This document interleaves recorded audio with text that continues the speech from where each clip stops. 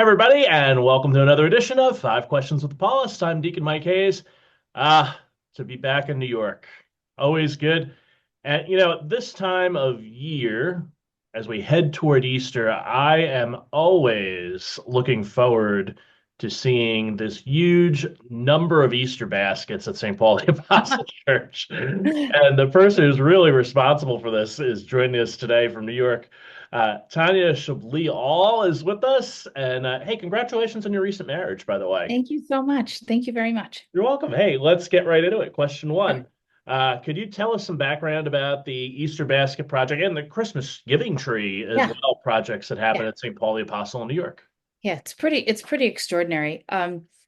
Especially when people come on Palm Sunday at the 5 o'clock mass after the baskets are blessed. But I probably got involved with I've been a parishioner at Church of St. Paul the Apostle for over 20 years. Yeah, And then I was very close with Deacon Wally when Deacon Wally was at the sure. parish with Kathy Z. And I really wanted to get involved with the parish. And so they had the Christmas Giving Tree Drive, and then they had the Easter Drive. And there was an opportunity like 10 years ago when there was like a changeover with the individuals that were taking care of the drive.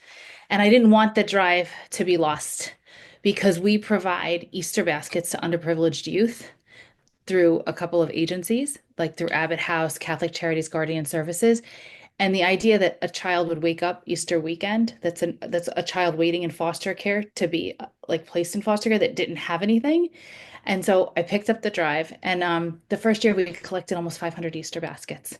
So you fast forward 10 years, because this I was looking it up. I was really curious as to how long I've been doing it, because every year I'm like, maybe this is the year that I should pass the baton to somebody else. And then I was like, how long have I been doing it? And I found photos going back to 2015. So I've been doing it for 10 years. And so we've probably collected close to 4,000 Easter baskets over the course of the last 10 years. And then the giving drive, we just don't do it for children we just don't do it for kids.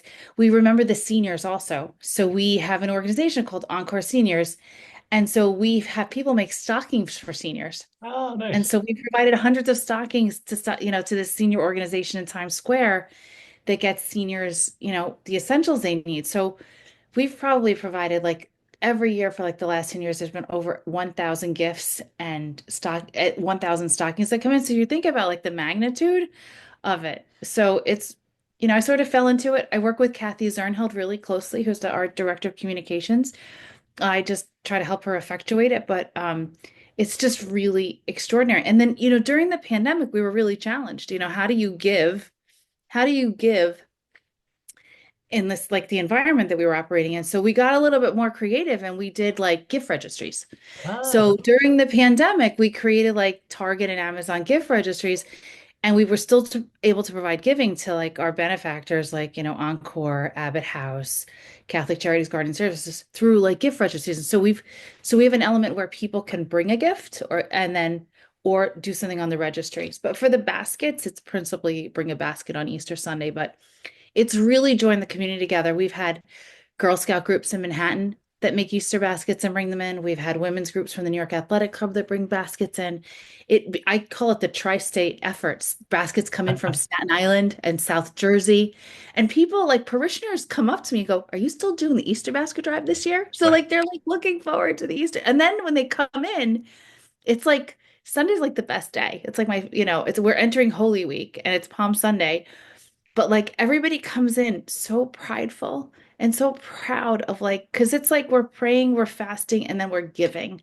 So it's a way to give, like, a way to give back. And so it's just, it's really, that's why I do it. yeah, I was gonna say question two is like what do you love most about this ministry and these parish outreach projects? Like what inspires you to keep participating in them and I leading them? think it's it's the community. Like it's bringing the community together, like what I was talking about a minute ago, like the community really is involved and wants to do this, and it really brings us all together. And then it's the joy that you're bringing to somebody that may not have a lot of joy in their life, and that we're just making one small change that can bring a moment of happiness. Sure. So that's what inspires me. That's why I do what I do. Yeah, and then question three. Yeah, is it easy or difficult to be an active Catholic in New York City? What would you say to a friend or a family member who's Catholic but isn't going to mass anymore?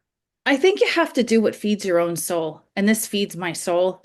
Yeah. And I would just say, um, our music ministry is extraordinary. Like it's extraordinary, and we're really lucky right now that we have Virch Church, so people can tap in and listen to the live streams, like from wherever they are. Yeah. But the music ministry is just like it's like a wow.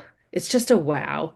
So I'd say just come listen to the music, and be lost in the music. And Joey Chanty does a phenomenal job, but just do what feeds your soul, but come listen to the music.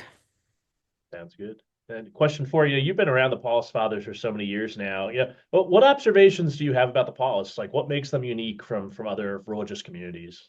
They're fun, they're welcoming, they build fellowship and friendship and community, and they really want to know who you are as an individual. And they care about you. Like they care about what's going on with your families. They care about what's going on with you personally, and they have great perspective. So, Exactly. That sounds very familiar to me. And then question five, if you only had one restaurant that you could eat in for the rest of your life, which one would it be? Now, I'm gonna pause you for a second because I think you're gonna answer this the way I would answer this. I think there's only two answers to this. okay. One, I'd eat in a place where I couldn't make the food myself, but I don't think that's your answer. The second one is where they know me best. Yes. So one, I love to cook, but I don't know if I could cook as well as this restaurant. And they do know me because it used to the original restaurant of Gabriel's used to be on the Ah, street of our parish. great. And Yeah. Gabriel moved the restaurant to the old Mickey Mantle's location, actually on Central Park South. So it's in the old Mickey Mantle location called on Gabriel's on Central Park South. And yes, they do know me by name. So maybe it used to be my neighborhood Cheers. So it's my Cheers, I guess.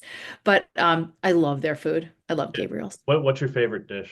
Oh my gosh, they have a tagliatelle with bolognese that's to die for. So yeah. And their meatballs, really good. Mm. All right, I'll be in New York in Delish. July, so that would be Okay. a stop. All right. That's awesome. Tania Chebli-Ohl, thanks so much for being with us. This has been so Thank you much for fun. having me today. It was a pleasure. And Really a best of pleasure. luck with this year's Easter drive. And Thank you so much. It's can't wait been to see the pictures. I will be posting them, so get ready. All It's right, already, we had an event the other night where 70 baskets were already made. It's pretty remarkable. Yeah, that's great. it's awesome. All It's right, there's awesome. been five questions with the Paulists. I'm Mike Hayes. She's Tania Chebli-Ohl, and we'll see you all again next time. Thank you. All right, bye.